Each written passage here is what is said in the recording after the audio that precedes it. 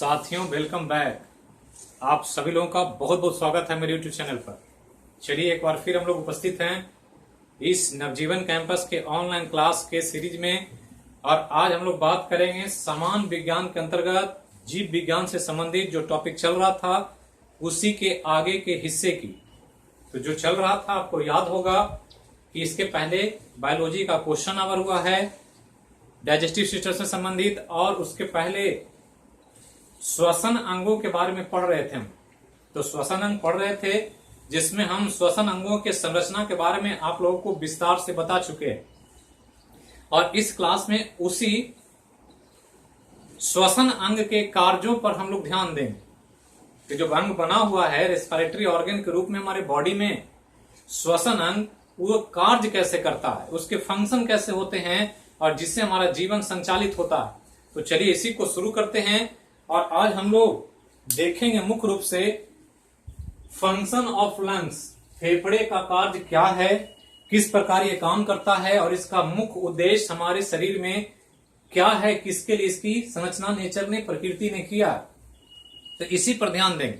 तो सबसे पहले कि आप लोग जो जो क्लास देख रहे हैं कंटिन्यूसली, आप इस चैनल के लिंक को शेयर करें, वीडियो अच्छा लगे लाइक करें, और कमेंट बॉक्स में अपना ओपिनियन भी दें। कोई जरूरी नहीं कि हम कमेंट्स का आपको रिप्लाई दें, लेकिन कमेंट्स हम पढ़ते जरूर हैं। इसके चलते हमको एक अनुभव मिलता रहता है कि आप लोगों को क्या मिल रहा है, क्या दिक्कत हो रही है, क्या परेशानी है, किस तरह से हमको और इसमें आपके ध्यान रख करके आपको ज्यादा से ज्यादा लाभ हो सके, इसको ध्यान में रख करके क्या करना चाहिए, इस पर हम कार्य रूप तैयार करते हैं। तो चलिए शुरू करते हैं फंक्शन ऑफ लंग्स के बारे में।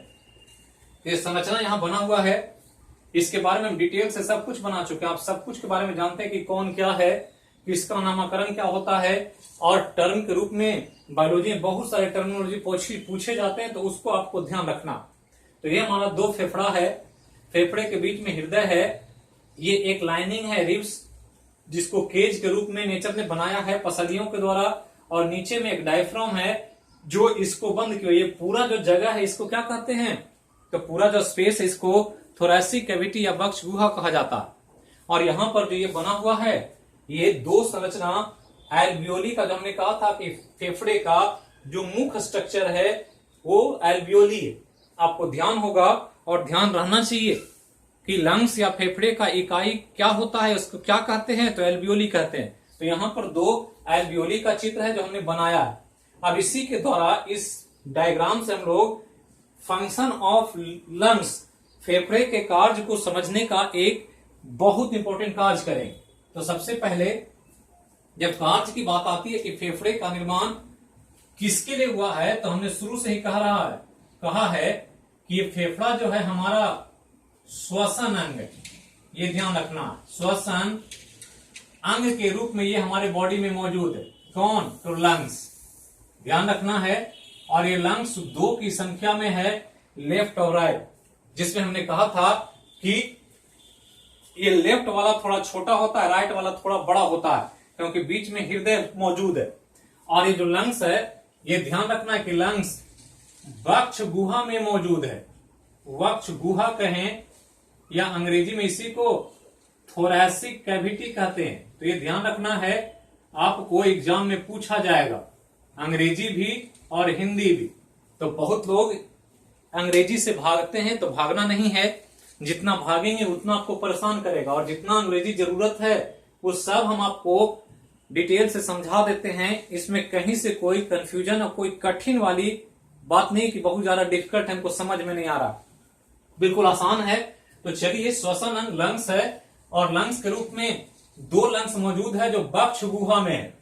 अब यहां ध्यान दें कि इस श्वसन अंग का जो कार्य है, यहां पर सबसे इंपॉर्टेंट कार्य जो है वो एक्सचेंज ऑफ गैसेज, ये ध्यान रखना, एक्सचेंज ऑफ गैसेज, यही फंक्शन है फेफड़े का, कि गैसों का क्या करना, विनिमय करना। तो ध्यान रखना है कि फेफड़े का काम क्या है, तो गैसों का विनिमय करना, एक्सचेंज ऑफ गैसेज। विनिमय मतलब समझते ही होंगे, विनिमय मतलब होता है लेन देन करना, कुछ दे देना और कुछ ले लेना। अगर हम ये मार्कर दें और बदले में आपसे एक पेन ले लें तो क्या हो गया, मार्कर के बदले पेन का एक्सचेंज हो गया, विनिमय हो गया। वही चीज समझना है, लेकिन यहाँ विनिमय किसका, गैसों का। एक गैस देना है, दूसरा गैस लेना है। और यही मेन फंक्शन के लिए इस लंग का विकास स्तनधारियों में हुआ है। तो ध्यान रखना है। अब यहाँ गैसों का एक्सचेंज जो होना है वो किस गैसों का, तो ध्यान रखना है ऑक्सीजन और तथा CO2 के विनिमय का कार्य होता है। CO2 के विनिमय का कार्य, यही मेन फंक्शन है लंग्स का। तो कार्य में कुछ नहीं है, एक ही इंपॉर्टेंट फंक्शन है, विनिमय कार्य किया जाता है। ये ध्यान रखना, किसके द्वारा, तो लंग्स के द्वारा, जो हमने श्वसन अंग पढ़ा है उसके द्वारा, जिसमें मेन भूमिका लंग्स का है। और लंग्स के साथ साथ कुछ सहायक अंग भी हैं जो आसपास मौजूद हैं, सब मिलकर के ऑक्सीजन और CO2 के बीच एक्सचेंज करें। क्योंकि हम जो सांस ले रहे हैं वो ऑक्सीजन शरीर को आपूर्ति करने का एक माध्यम है। सांस बंद कर दें, ऑक्सीजन नहीं मिलेगा, आदमी का दम घुट जाएगा और मृत्यु हो जाएगी। कोरोना काल में ही हो रहा है ज्यादातर। और जो अंदर श्वसन क्रिया के द्वारा ऑक्सीजन जाता है वो ग्लूकोज से रिएक्शन करके एनर्जी और CO2 का निर्माण करता है। जो CO2 बनता है ये हानिकारक है, इसको शरीर से बाहर निकालना। तो ऑक्सीजन दे देना और CO2 को बाहर कर देना, इसी कार्य के लिए हमारे बॉडी में इस लंग्स का डेवलपमेंट या विकास दिखाई पड़ता है। तो यही हम लोग को समझना है कि ऑक्सीजन और CO2 का विनिमय जो होगा वो किस प्रकार से होगा, और ये जरा सारा सिस्टम है ये, और ये किस प्रकार मदद करता है हमारे बॉडी में। तो चलिए शुरू करते हैं इसी मैकेनिज्म को समझने का काम। तो मैकेनिज्म जो है ये एक्सचेंज ऑफ गैसेज का, इसके लिए क्या है कि एक बहुत इंपॉर्टेंट कंपोनेंट है, घटक है, जिसको ब्लड कहते हैं। तो अकेले लंग्स काम नहीं कर सकता, इस लंग के साथ साथ ब्लड या फेफड़ा भी चाहिए। ब्लड, फेफड़ा के साथ साथ ब्लड भी चाहिए जो इस काम में मदद करे। बिना ब्लड के हो नहीं सकता। तो ध्यान रखना है, ब्लड की बहुत बड़ी भूमिका है। चूंकि ऑक्सीजन और CO2 का ट्रांसपोर्टेशन का काम ब्लड का है, शरीर में ऑक्सीजन को पहुंचाना और शरीर से CO2 को ब्लड के द्वारा लंग्स में ला करके शरीर से बाहर कर देना, ये ब्लड की बड़ी भूमिका। और इसलिए ब्लड को यहां ध्यान देना। मतलब क्या है कि एक ब्लड जो है जो कार्बन डाइऑक्साइड को लेकर के फेफड़े में पहुंचेगा, दूसरा कि फेफड़ा में जो ऑक्सीजन है उसको ब्लड ले जाकर के शरीर के डिफरेंट पार्ट में पहुंचा देगा। और इसी के चलते ब्लड की जरूरत है। तो ब्लड की जो जरूरत है वो किसके लिए, तो शरीर से CO2 को फेफड़े में लाना, फेफड़ा में पहुंचाना, ये ध्यान रखना। तो पहला काम ये करता है कि CO2 को शरीर के डिफरेंट हिस्से से फेफड़े में पहुंचा देता है, जो बहुत इंपॉर्टेंट काम है, पहला काम। दूसरा कि जो ऑक्सीजन है उस ऑक्सीजन को फेफड़ा से, जो लंग्स है हमारा, इस फेफड़ा से शरीर के विभिन्न भागों में पहुंचाना, शरीर के सभी भाग में पहुंचाना। तो यही चीज है। और इसी को जो इंपॉर्टेंट कार्य है करना है किसको, ब्लड को। और इसके लिए ब्लड को दौड़ना पड़ेगा और ब्लड को इस फेफड़े तक आना पड़ेगा। तो दो तरह का ब्लड हो गया। एक ब्लड हो गया जो CO2 को लेकर फेफड़े में पहुंचेगा, और एक ब्लड हो गया जो फेफड़े से ऑक्सीजन को ले जाकर के शरीर के विभिन्न भागों तक पहुंचा देगा। और जब हम लोग सर्कुलेटरी सिस्टम पढ़ेंगे, परिसंचरण तंत्र, तो पढ़ेंगे कि ये दोनों काम दो तरह का ब्लड करता है, एक शुद्ध रक्त और एक अशुद्ध रक्त। और ये दोनों काम दो तरह के धमनियों के द्वारा होता है। तो एक जो है प्योर ब्लड है, हम लोग पढ़ेंगे आगे सर्कुलेटरी सिस्टम में भी, शुद्ध रक्त। और एक जो है वो इम्प्योर ब्लड है।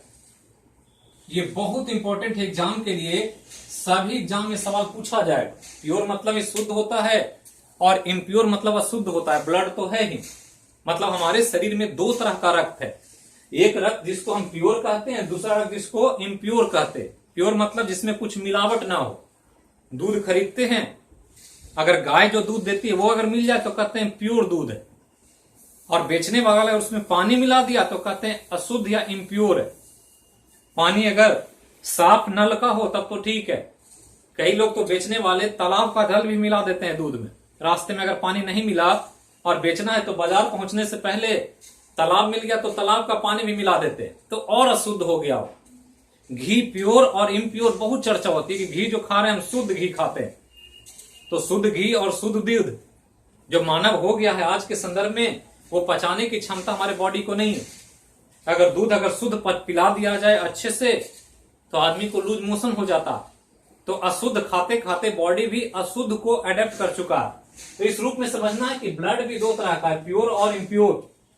जब प्योर की बात आती है तो ध्यान रखना है इसमें ब्लड के साथ CO2 मिला होता है। प्योर में ब्लड के साथ ऑक्सीजन मिला होता है। ध्यान रखना है, ब्लड के साथ क्या मिला होता है? ऑक्सीजन मिला होता है प्योर में, ये ध्यान रखना। जबकि इम्प्योर में ब्लड के साथ CO2 मिला होता है। तो सैंपल सबसे पहले तो यही ध्यान रखना, पूछ देगा कि शुद्ध रक्त कहा जाता है किसे, तो कहेंगे वैसा रक्त जिसमें ऑक्सीजन मिला हुआ हो ज्यादा मात्रा में, उसको हम प्योर कहेंगे। जब इम्प्योर ब्लड की बात करेंगे तो CO2 मिला रहेगा ज्यादा मात्रा में, यहां ऑक्सीजन ज्यादा होगा, यहां CO2 ज्यादा, और इसी के आधार पर प्योर और इम्प्योर की पहचान होती है।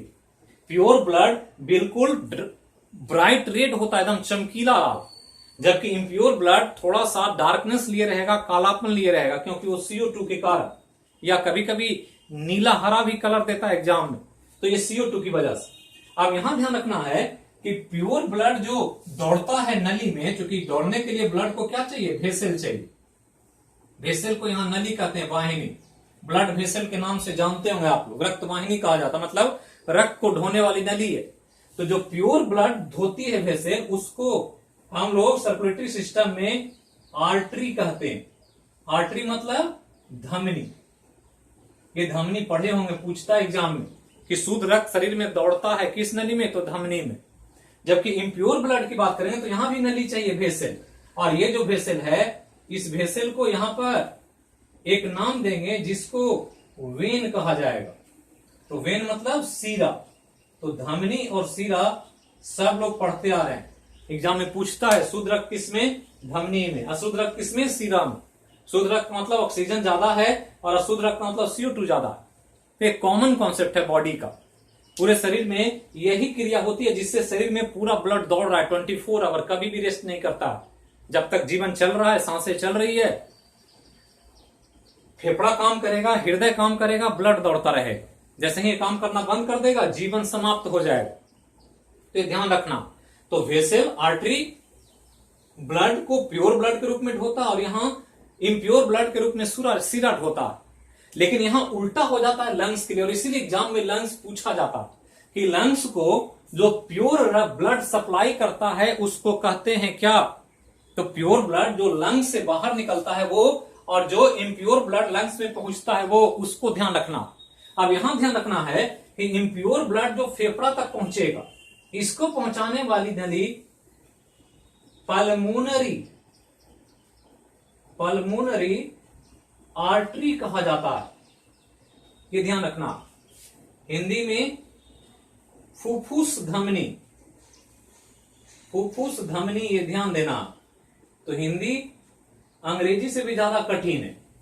तो फुफ्फुस धमनी क्या है? फुफ्फुस मतलब फेफड़ा होता है, तो फुफ्फुस धमनी, और यहां क्या है? Pulmonary artery. और इसमें क्या होगा? तो अशुद्ध रक्त ले जाएगा कहां तक? फेफड़े तक। और फेफड़ा में जब शुद्धिकरण हो जाएगा तो शुद्धिकरण के बाद शुद्ध रक्त को इससे बाहर आना है, और जो जाना है हृदय में। तो हृदय में जो जाना है, इसके लिए यहां पर प्योर ब्लड जो बाहर आएगा इससे, फेफड़े से, इसका नाम है पल्मोनरी वेन। ये ध्यान रखना। और पल्मोनरी वेन को यहां फुफ्फुस सीरा कहा जाता है। और यही उल्टा होने की वजह से एग्जाम में बार बार पूछता रहता। तो उल्टा क्या है? तो उल्टा यह है कि आर्टरी में शुद्ध रक्त बहता है, जबकि यहां लिखा हुआ है क्या? वेन। तो वेन में हमने कहा शुद्ध बहता, जबकि पल्मोनरी वेन ऐसा वेन है जिसमें शुद्ध रक्त बाहर आता। जबकि यहां देखें आर्टरी लिखा हुआ, और आर्टरी में हमने शुरू में कहा कि आर्टरी में क्या बहेगा, शुद्ध रक्त बहेगा, जबकि यहां क्या है, ये आर्टरी ऐसा आर्टरी है जो अशुद्ध रक्त हृदय से कहां पहुंचता है, फेफड़े में। तो ये दोनों को ध्यान रखना है कि पल्मोनरी आर्टरी क्या करेगा, तो ये करेगा क्या कि हृदय से, हार्ट से अशुद्ध रक्त को, हार्ट से अशुद्ध रक्त को फेफड़े में पहुंचाएगा। ये ध्यान रखना है, फेफड़े में पहुंचाएगा। पहला तो ये ध्यान रखना है। तो यहां पर इसीलिए एग्जाम में पूछता है, क्योंकि है आर्टरी लेकिन अशुद्ध रक्त बहा रहा है, जबकि आर्टरी का काम है शुद्ध रक्त बहाना। ये एक्सेप्शनल है, अपवाद है पूरे शरीर के लिए। जबकि यहां क्या है, पल्मोनरी वेन क्या करेगा, तो पल्मोनरी वेन जो फुफ्फुस सिरा है, इसका काम है फेफड़ा से शुद्ध रक्त का हृदय तक पहुंचाना, हार्ट तक पहुंचाना। यही काम है इन दोनों का, क्योंकि इसी से श्वसन क्रिया होनी है और इसी के द्वारा सारा काम होगा। तो ये दोनों चीज को ध्यान रखना है। नॉर्मली आर्टरी में शुद्ध रक्त बहता है, लेकिन यहाँ वेन है लेकिन शुद्ध रक्त बहा रहा है। कौन when, pulmonary vein. Normally when में अशुद्ध रक्त बहता है, लेकिन यहाँ एक आर्टरी है जिसमें अशुद्ध रक्त बहता है। और ये अपवाद है, क्यों, जो हम सर्कुलेटरी सिस्टम पढ़ेंगे तो वहां मैकेनिज्म बताएंगे कि क्यों ऐसा होता है, क्या वजह है कि हम इसमें वेन है लेकिन शुद्ध रक्त बहा रहे हैं, यहाँ आर्टरी है लेकिन अशुद्ध रक्त बहा रहे हैं। जबकि कॉमनली सामान्यतः ऐसा नहीं होता। और यही दो नली होती है जो इस फेफड़े को रक्त सप्लाई करती है, ताकि ऑक्सीजन और CO2 का विनिमय का कार्य हो सके। ऑक्सीजन ब्लड में चला जाए और ब्लड से CO2 बाहर आ जाए। और ये होता है इसके द्वारा। यहां ये जो है बना हुआ, ये क्या है, तो हमने पढ़ाया था कि ये जो है, ये हमारे लंग्स के में मौजूद छोटा छोटा हवा का पैकेट है, गोला। ये हमने बताया था कि 700 मिलियन गोले होते हैं ऐसे छोटे छोटे, उसमें 2 गोला हम बनाए हैं।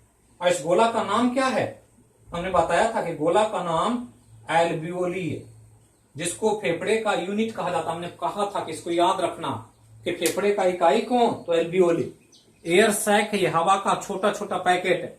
जो हम सांस लेते हैं नाक से, वो हवा यहां जाकर के भर जाता है। मतलब क्या है, यहां एयर है, यहां भी एयर है। कहां से आया है, जो नाक से हम खींच रहे हैं वो यहां जाकर जमा हो गया है, इस नली से आया, और इस नली से आकर के कुछ हवा इधर चला गया, इधर चला गया, और फाइनली इस गोले में, जो हमने कहा था ये गोला जो है ऐसे इस प्रकार से बना हुआ है, ऐसे तरह से बहुत सारे गोले हैं, तो ऐसे गोला बना हुआ है।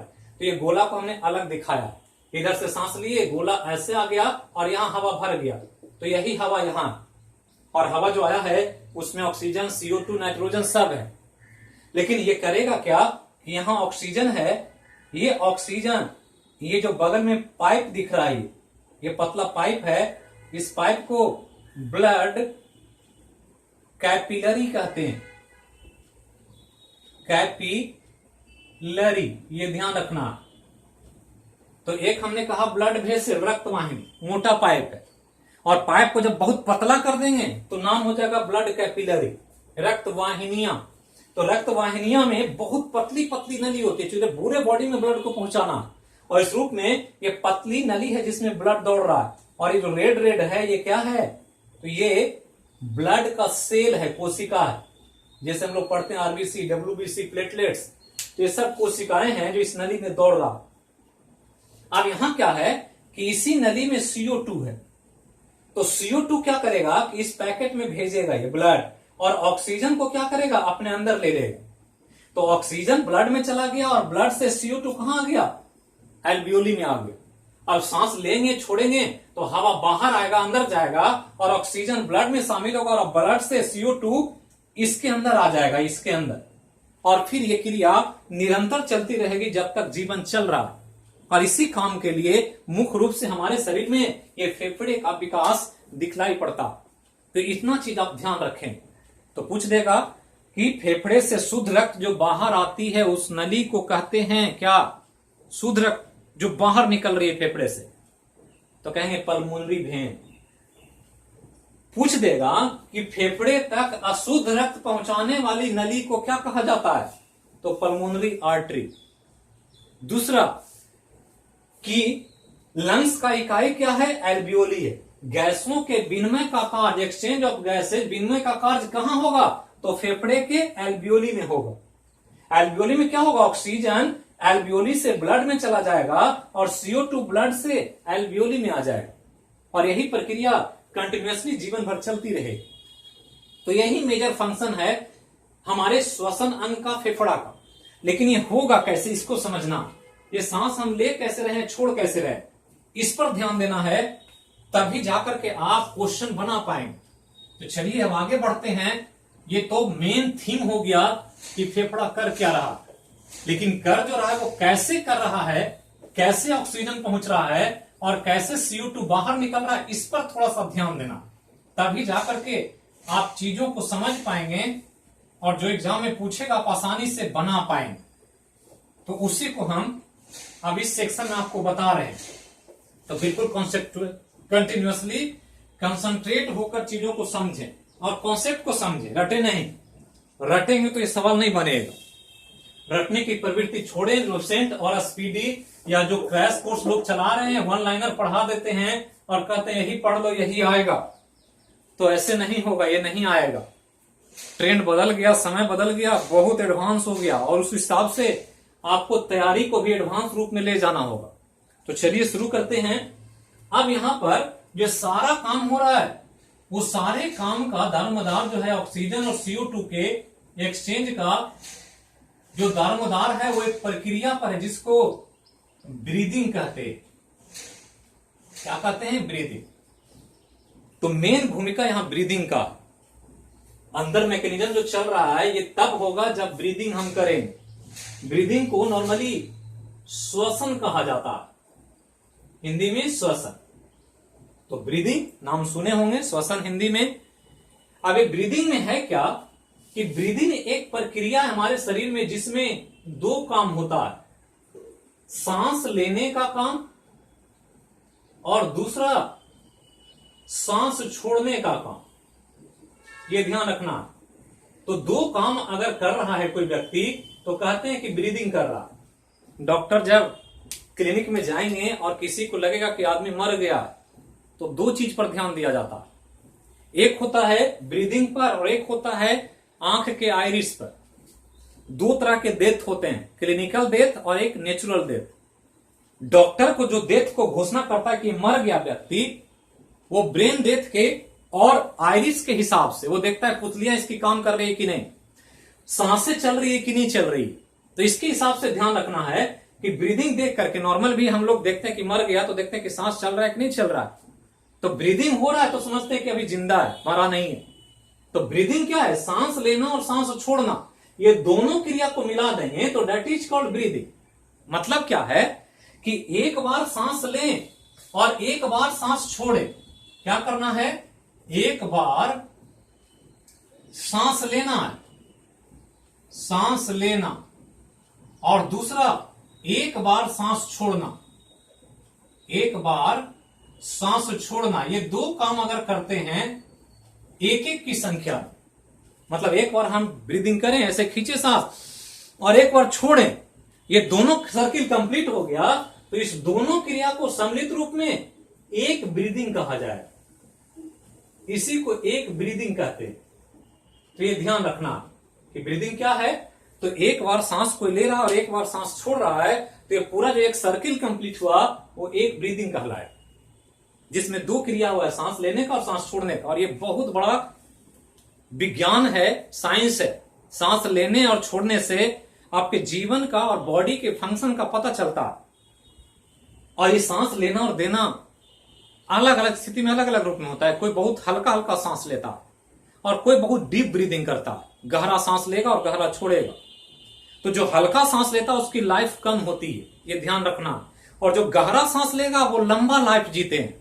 और इसीलिए हमारे यहाँ जो संस्कृति है योगा प्राणायाम की, उसमें डीप ब्रीदिंग की बात की गई है कि जब भी सांस ले गहरा लें और गहरा छोड़ें, तो आपका शरीर का फंक्शन अच्छा होता है और आपके सभी कोशिकाएं, बॉडी का सभी पार्ट्स ज्यादा दिन तक जवान रहता है। और इसलिए ये क्रिया बहुत इंपॉर्टेंट है लाइफ के लिए, और इसलिए ब्रीदिंग को समझना। अब ब्रीदिंग में दो क्रिया है और इसलिए इन दो क्रियाओं को दो प्रोसेस के रूप में में देखा जाता है, मतलब इसमें 2 चरण है, 2 स्टेप, और 2 स्टेप 2 चरण जो है उसको 2 नाम से जानते हैं। पहला जो नाम है उसको कहते हैं इंस्पायरेशन, इंस्पायरेशन, और दूसरा जो चरण है उसको कहते हैं एक्सपायरेशन।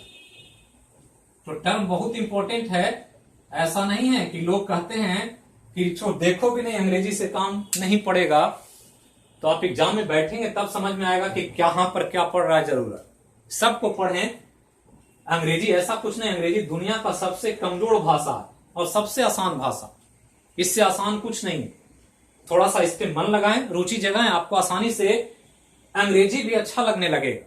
और हमने कहा था कि अंग्रेजी कैसे अच्छा होता है वो भी हम बताएंगे जब समय आएगा तब। तो ध्यान रखना, इंस्पिरेशन और एक्सपिरेशन ये 2 क्रियाएं को मिला देते हैं तो इसी को ब्रीदिंग कहा जाता है। इन मतलब अंदर होता है, एक्स मतलब बाहर होता है। कहीं भी मॉल में, सिनेमा हॉल में, मल्टीप्लेक्स में जाते होंगे या ट्रेन में, बस में लिखा रहता है एग्जिट, एग्जिट मतलब बाहर निकलना। इन मतलब अंदर आना।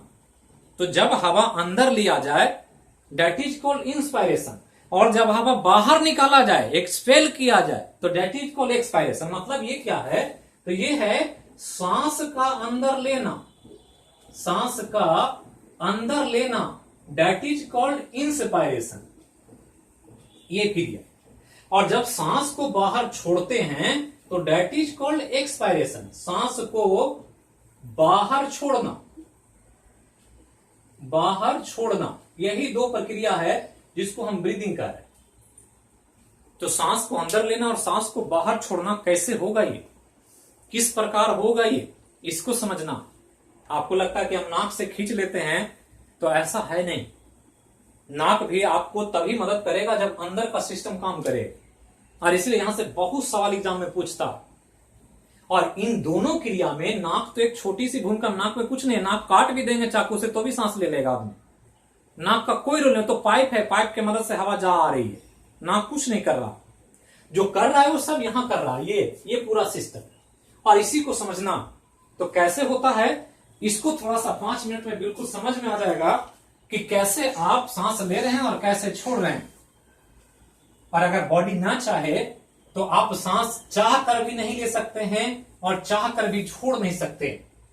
और यही हो रहा है आज कि हम देख रहे हैं कोरोना काल में वेंटिलेटर की जरूरत पड़ जा रही है। नाक तो है, शरीर है, लेकिन सांस नहीं ले पा रहा है आप, तो वेंटिलेटर लगा देता है बाहर से कि हवा को फोर्सफुली डाला जाता है अंदर, तब जाकर के ऑक्सीजन पहुंचता है फेफड़े में। वेंटिलेटर लगाने में दिक्कत हुआ, आदमी की डेथ हो जाती है। तो यही काम हमने कहा, नाक बहुत छोटा भूमिका में है, मेन भूमिका यहां है। ये काम नहीं करेगा तो तुरंत वेंटिलेटर की जरूरत पड़ जाएगी। और इसी को समझना है कि कैसे ये काम करता है, कैसे फंक्शन करता है। तो ध्यान रखना है कि 2 क्रिया है, इंस्पायरेशन एक्सपायरेशन, दोनों में होना क्या है, सांस का अंदर जाना है और सांस का बाहर निकलना। सांस मतलब क्या, सांस मतलब क्या, तो सांस मतलब गैस, गैस मतलब हवा, यही है बस, और कुछ नहीं। हवा का अंदर जाना और हवा का बाहर आना ही एक्सपायरेशन और इंस्पायरेशन है। कैसे हवा जाए, तो हवा के रूप में गैस है और इसी को अंदर बाहर होना। और गैस मूव कैसे करता है, कोई पूछ दे गैस गति कैसे करता है, हवा कैसे चलती है। कभी कभी लगता है ना, कल ही हम लोग को लग रहा था कि हवा बिल्कुल शांत है, चल नहीं रही है, बहुत उमस है, बहुत गर्म है। कभी कभी लगता है बहुत तेज हवा चल रही है। क्यों हवा चलती है, तो हवा चलने का कारण क्या है कि हवा जब भी चलेगी प्रेशर के हिसाब से चलेगी। किसके हिसाब से चलेगी, प्रेशर के हिसाब से। प्रेशर को दाब कहते हैं। यही दाब जो है हवा को दौड़ाता है। दाब अगर नहीं है तो हवा नहीं दौड़ेगा। बैलून तो होता है जिसको हम मुंह से फूंक कर फुला देते हैं, ऐसे बैलून को रख दे, हवा नहीं घुसता है उसमें। क्यों, क्योंकि प्रेशर नहीं। मुंह से जब फूंकते तो मुंह से प्रेशर क्रिएट करते तो हवा घुस जाता है, बैलून फूल जाता है। और बांधते हैं, प्रेशर बना हुआ है, जैसे उसको पिनअप करेंगे हवा तुरंत निकल जाएगा बैलून से, बैलून पिचक जाएगा। तो ये क्यों हो रहा है, प्रेशर के कारण हो रहा है सब कुछ। तो यहां भी मूवमेंट होगा तो प्रेशर से होगा। प्रेशर अगर काम कर रहा है सही से तो सांस ले पाएंगे, छोड़ पाएंगे। प्रेशर काम नहीं करेगा, आप सांस ले और छोड़ नहीं पाएंगे। मतलब दाब के कारण ये सारा क्रिया हो रहा है, एक्सपायरेशन और इंस्पायरेशन का। और दाब का क्रिया क्या होता है कि हवा या गैस जो चलती है, वो चलती है, जो मोशन होता है इसका, ये चलने का काम हमेशा हाई प्रेशर से लो प्रेशर की तरफ होता। ये ध्यान रखना कि हवा जब भी चलेगी तो किधर चलेगी, हाई प्रेशर से लो प्रेशर, मतलब उच्च दाब से निम्न दाब की तरफ।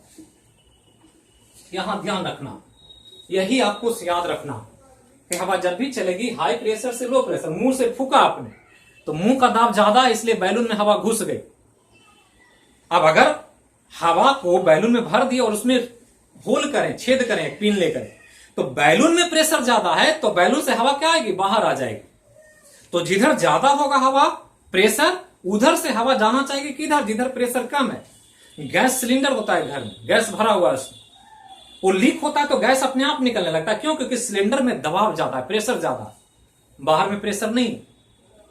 टायर में हवा भरते हैं, साइकिल में भरे होंगे, कभी पंचर हुआ होगा तो भरे होंगे, तो क्यों हवा भर जाता है पाइप से? क्योंकि जब पाइप को प्रेस करते हैं तो पाइप में दाब ज्यादा हो जाता है, दाब ज्यादा होता है तो वो हवा टायर में घुस जाती है।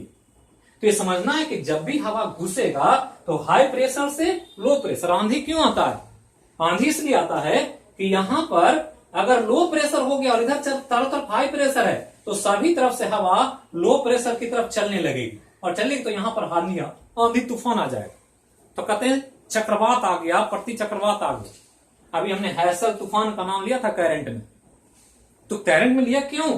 क्योंकि समुद्री क्षेत्रों में दबाव ऊंचा नीचा होता रहता है, जहां दबाव कमेगा वहां तूफान आएगा।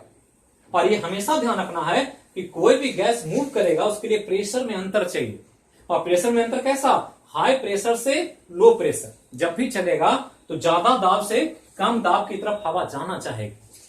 तो सांस ले रहे हैं तो दाब अंदर क्या होना चाहिए, सांस ले रहे हैं, हवा अंदर जा रही है तो दाब कैसा होना चाहिए, अंदर में दाब कम होना चाहिए, तभी घुसेगी हवा। सांस छोड़ रहे हैं तो अंदर का दाब क्या होना चाहिए, ज्यादा होना चाहिए, तब हवा छोड़ पाएंगे आप। तो ये समझना है कि जब आदमी सांस लेता है तो यहां का दाब कम होता है, इसलिए हवा घुस जाती है अंदर।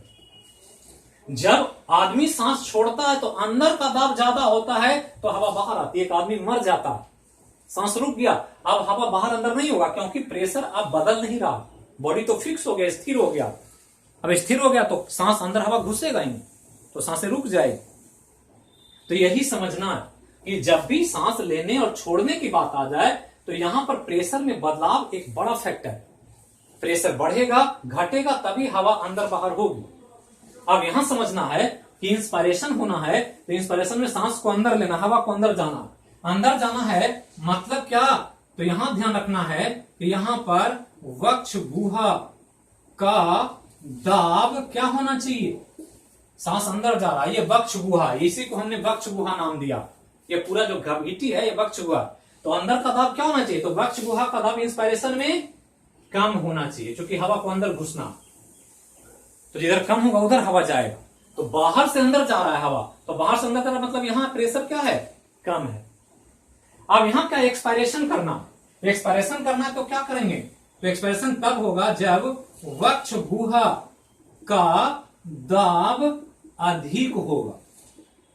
यही समझना जो बहुत इंपॉर्टेंट है आपके एग्जाम के लिए। बिल्कुल कॉन्सेप्ट रटने से नहीं होगा, रटेंगे तो कभी नहीं बनेगा सवाल। कोई स्पीडी लूसेंट और कोई भी वन लाइनर जो पढ़ा देते हैं कि पढ़ लीजिए इससे हो जाएगा, नहीं होगा जब तक आप पूरा मैकेनिज्म समझेंगे नहीं। क्यों हो रहा है देख रहे हैं, यहाँ ज्योग्राफी, फिजिक्स, केमिस्ट्री, बायोलॉजी सब का रोल है। अब इसी को ध्यान देना है। अब यहाँ थोड़ा सा और कंसेप्ट को समझ लेंगे तो बिल्कुल इंस्पायरेशन एक्सपायरेशन आपको समझ में आ जाएगा कि कैसे हो रहा है। अब यहां जो होना है इसके अंदर होना। अब हमने कहा जो होना है प्रेशर दाब से होना, और प्रेशर और दाब का जो रिलेशन होता है वो किससे होता है, वॉल्यूम से होता है। किससे होता है, वॉल्यूम से होता है। तो प्रेशर मतलब दाब और वॉल्यूम मतलब आयतन। यही दो चीज समझना होता है। जब भी गैस की बात करेंगे तो तीन राशि आपको ध्यान देना होगा, प्रेशर, वॉल्यूम और टेम्परेचर। टेम्परेचर क्यों नहीं ले रहे हैं, इसलिए टेम्परेचर भी ले लेते हैं। यहां पर टेम्परेचर इसलिए ले रहे हैं कि हमारे शरीर का टेम्परेचर फिक्स है, ये बदलता नहीं है, 37 डिग्री। बदल जाएगा तो कहेंगे बुखार लग गया। तो टेम्परेचर तो फिक्स है, वो बदलेगा नहीं। मानव है, स्तनधारी है, वो फिक्स है, बॉडी का गर्मी हमेशा स्थिर रहता है, वो बढ़ता घटता नहीं। और जब टेम्परेचर फिक्स हो जाता है, कांस्टेंट टेम्परेचर, बॉडी का टेम्परेचर 37 डिग्री, और इसी पे सांस लेना छोड़ना है, तो इसको हम लोग बॉयल्स लॉ कहते हैं केमिस्ट्री में, बॉयल का नियम, जो कांस्टेंट टेम्परेचर पर लागू होता है। तो कभी पूछ दे एग्जाम में कॉन्सेप्चुअली कि हमारे शरीर में श्वसन क्रिया होता है किस नियम के आधार पर, तो बॉयल के नियम के आधार पर। और बॉयल का नियम लागू होता है किस पर, तो समान ताप पर। समान ताप मतलब टेम्परेचर बदलना नहीं चाहिए। और जब भी हम टेम्परेचर मापते हैं 37 डिग्री ही मिलता है बॉडी का, बुखार नहीं लगा हो तो, या 98.6 डिग्री फ़ारेनहाइट मिलता है। थर्मामीटर में फ़ारेनहाइट में देता है, इसलिए 98 99 हम लोग कहते हैं कि कितना बुखार है जी, तो 99, कितना है तो 100 है, वो फ़ारेनहाइट में। यहाँ डिग्री सेल्सियस में तो 37 डिग्री में होता है और फ़ारेनहाइट में भी देता है। तो ये तो फिक्स है, इससे बदलेगा मतलब तबीयत खराब है आपका, ये नहीं बदल रहा मतलब तबीयत ठीक है। अब ये दोनों बदलता है इसके आधार पर। अब होता क्या कि बॉयल ने कहा क्या कि किसी भी गैस का जो आयतन होता है समान ताप पर दाब का उल्टा समानुपाती होता है। ये केमिस्ट्री में पढ़ना, एकदम ध्यान रखना है, बिल्कुल सबको जोड़कर ध्यान देना। इतना डिटेल में तोड़ तोड़ कर आपको नहीं बताया जाएगा। और हम ऐसा नहीं कि लाइव क्लास ऑनलाइन ले रहे हैं, फ्री ले रहे हैं, तो बिल्कुल काट के पढ़ा रहे हैं। तो ऑफलाइन में जितना पढ़ा रहे हैं उतना ही पढ़ाते हैं, और ऑफलाइन में इससे भी ज्यादा चीजों को और पढ़ा करके समझा करके लिखा भी दिया जाता है। अंतर इतना है कि हम डिक्टेट नहीं करा रहे, लिखा नहीं रहे, बाकी सब कुछ हो रहा। तो चीजों को समझें और अपनी तैयारी को एकदम हाई लेवल तक ले जाएं, यूपीएससी तक सोचें, यूपीएससी से नीचे नहीं सोचें। ध्यान दें। अब यहां ध्यान दें कि दो चीजें, वॉल्यूम में प्रेशर, समान ताप पर बॉयल ने कहा कि वॉल्यूम और प्रेशर का रिलेशन उल्टा होता है। उल्टा का मतलब अगर ये बढ़ेगा तो ये घटेगा, और ये घटेगा तो ये बढ़ेगा। मतलब वॉल्यूम को बढ़ाया जाए तो प्रेशर घटता है, और वॉल्यूम को कम किया जाए तो प्रेशर बढ़ता है। ये लॉ है केमिस्ट्री का, जिसको गैस का नियम कहते हैं। बिहेवियर ऑफ गैसेस में हम पढ़ाएंगे केमिस्ट्री में, तो वहां भी चर्चा होगी। लेकिन हम चूंकि यहां आया तो समझ में आसानी से आ जाए, इसके चलते हम यहां चर्चा कर रहे हैं कि भी और पी का रिलेशन क्या है, उल्टा। ये भी अगर बढ़ाएंगे ये घटेगा, और ये अगर घटाएंगे तो ये बढ़ेगा। आप सिंपली देखते होंगे साइकिल में हवा भरते होंगे, तो जब आप साइकिल में हवा पाइप जो होता है वैक्यूम पाइप, उसको ऐसे उठाते होंगे तो प्रेशर कम फील होता हो, जब दबाते होंगे तो बहुत ताकत लगाना पड़ता है। क्यों? क्योंकि वॉल्यूम घटता जा रहा है, वॉल्यूम घटेगा तो पाइप का प्रेशर बढ़ने लगेगा, बढ़ेगा तो आपको बहुत ताकत से दबाना पड़ेगा। और यही समझना कि वॉल्यूम जैसे जैसे घटेगा प्रेशर बढ़ेगा, और वॉल्यूम बढ़ेगा तो प्रेशर घटेगा। और यही काम करना है ताकि प्रेशर अंतर हो जाए तो सांस लें और छोड़ सकें। तो होगा कैसे? तो चलिए अब आगे चलते हैं, अब प्रक्रिया को थोड़ा सा देख लेते हैं कि कैसे ये होगा दाब का अंतर। तो दाब के अंतर के लिए यहां पर ये मशीनरी लगा हुआ, ये इसको हम मिटा रहे हैं, क्योंकि अब हम ये चीज का चर्चा कर चुके हैं। तो अब हम मैकेनिज्म पर थोड़ा सा ध्यान दें, क्योंकि चित्र बनाना पड़ेगा थोड़ा सा, तब आपको समझ में आएगा बिल्कुल आसानी से। आपको एक ही चीज ध्यान रखना है, बॉयल्स का नियम, V is inversely proportional to P होता, जहां V वॉल्यूम है और P प्रेशर है, और ये हो रहा है कांस्टेंट टेम्परेचर पर जब बॉडी का टेम्परेचर फिक्स होगा। और बॉडी का टेम्परेचर हमने कहा कितना है, 37 डिग्री सी। अब हो क्या रहा है कि ये सारा काम कहां हो रहा है, इस गुफा में हो रहा है, जहां फेफड़ा है, हृदय है, ये सब है। और इसमें हमने कहा था नीचे वाला ये जो है, इसको क्या कहते हैं, कोई बताइए जल्दी। ये वाला जो लाइनिंग है नीचे रेड वाला, ये तो पसलियों का एरिया है बॉडी का। और नीचे क्या है, तो नीचे वाला क्या है, ये डायफ्राम है। ये क्या है, डायफ्राम। अब डायफ्राम को ऐसे समझना है कि ये जो है हमारा, ये हमारा बॉडी का शेप इस प्रकार से, ऐसे, ये ऐसे है बक्षगुआ, इसी में सब कुछ बंद है। अब ये जो है डायफ्राम है। अब हो क्या रहा है कि जब हम दो क्रिया करते हैं तो क्या अंतर पड़ता है उसको देखना। एक है इंस्पायरेशन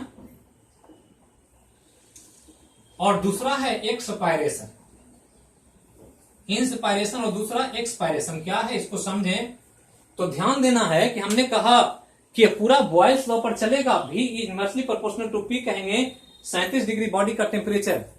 तो होता क्या है कि जब सांस लेते हैं, जब आप इंस्पायरेशन करते हैं तो हवा को अंदर जाना, हवा को अंदर जाने के लिए क्या चाहिए, अंदर का दाब कम होना चाहिए।